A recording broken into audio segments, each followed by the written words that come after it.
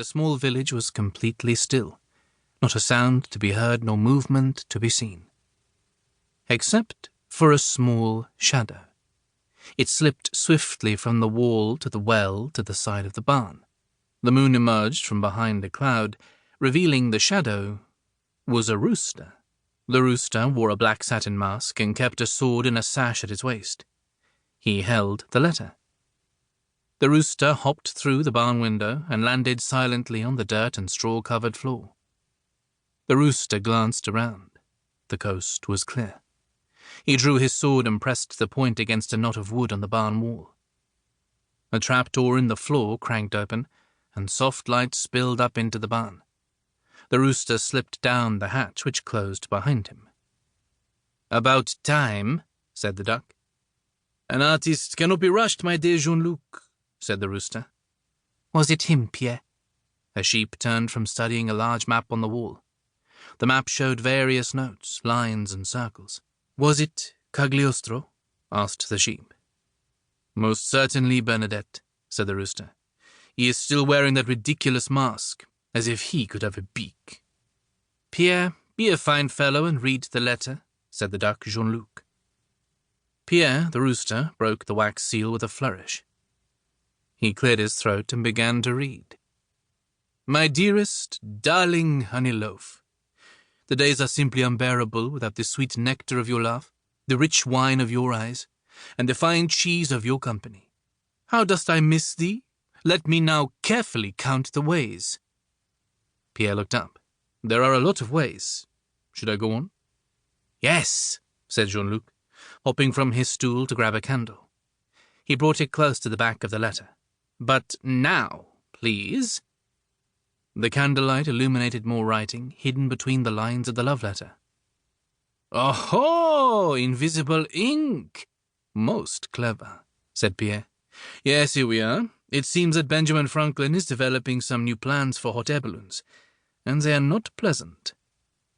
Bernadette, the sheep, slammed her hoof on the work table. "Humans," she muttered. The sheep turned and examined her wall. Besides the map, it was covered with diagrams, beautiful watercolor designs for balloons of all sizes and shapes, navigational aids, new methods of propulsion, ingenious baskets with clever storage compartments, and more. "Such a lovely thing, the light of an air balloon. Why can it not remain so?" she asked. "Certainly it is not the way of human beings to leave well enough alone," said Jean-Luc. The duck took the letter, read it silently, then set it alight with a candle. "That is why we will stop them." "With style and finesse," added Pierre, swishing his sword through the air and extinguishing the flame. A look of steely determination grew in Bernadette's eyes. "Step 1. We need our own spy in the house of Benjamin Franklin." Chapter 3. Benjamin Franklin, inventor, diplomat, and many other things, sat at his desk in his sun-dappled study. Years ago, he had been sent to France to seek assistance for the American colonies in their struggle against England. In France, hating England was a national pastime, so Franklin's mission was a great success. Now the War of Independence was over. The Treaty of Paris signed. Benjamin Franklin's time in France was drawing to a close. There were fewer meetings at court these days, fewer salons to attend, and fewer visitors to entertain. Benjamin Franklin's great mind was free to wander.